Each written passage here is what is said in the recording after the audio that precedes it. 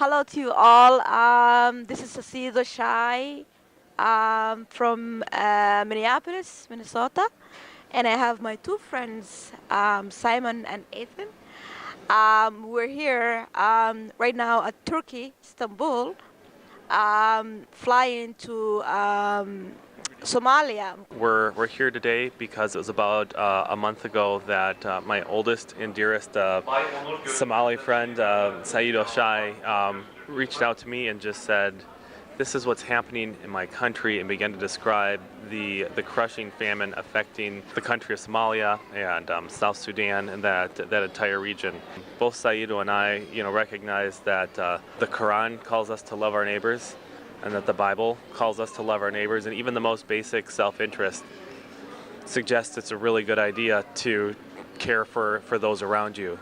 And the problem and the struggle is that when we hear about suffering around the world, on the other side of the world, it seems distant, and we can look at them as something other than our neighbors. We're just excited to see what we can contribute and what we can do to help the Somali people, as well as documenting the famine and what's going on so people really can catch a grasp of what is actually happening on the ground in Somalia and why it is so devastating. I'm a UK citizen, and I have got my family and children there. There are some of them are the smallest is in the high school, and the rest are in the university. Some of them are working.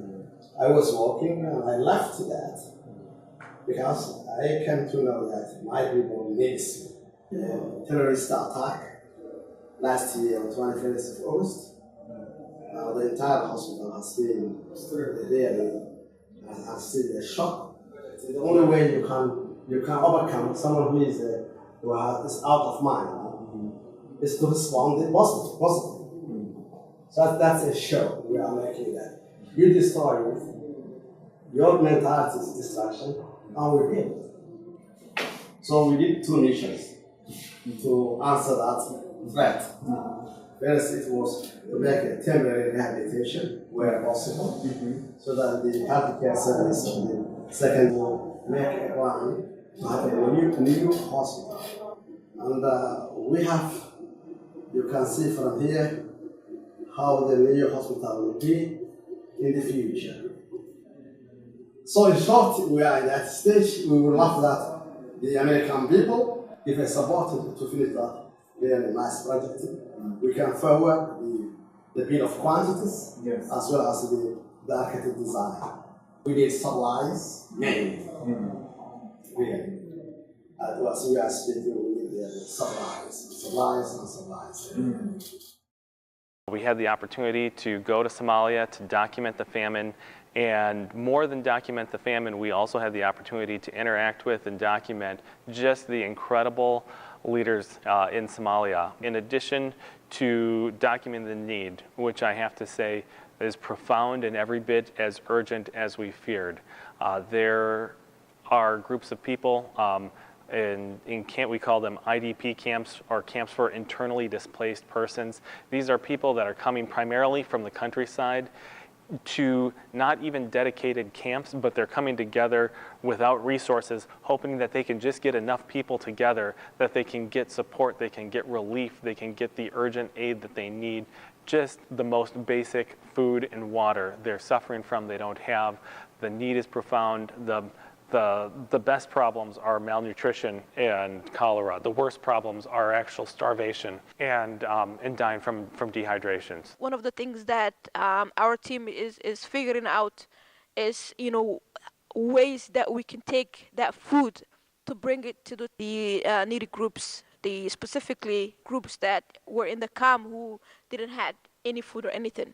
We cannot underestimate how incredible, how inspiring, how courageous the leaders were that we met. Again, not just in Mogadishu, but in Galkayo, which is a regional capital, a regional hub, and all the way to Galdogob, which is on the Ethiopian border. At every corner, at every turn, we ran into and we met and we sat down and we dialogued with tremendous leaders that made tremendous sacrifices, personal and otherwise to build something great, to build something beautiful in Somalia. You know, it was an honor for me to go with Simon and Ethan to Somalia, knowing that Somalia is a very dangerous place, and what we hear and see from the media, you know, a country that they have never been. They travel with me, you know, allowing me to take that responsibility to go to Somalia. And we came back with a totally different perspective. Our job actually starts right now. And so I wanted to say that regardless of what we hear from the media, we are determined and we will go back and we will help our people, along with our non-Somali friends who actually we adopted them right now. Both Simon and Ethan are half Somali, no, full Somali. I'm just going to say that. Thank you so much.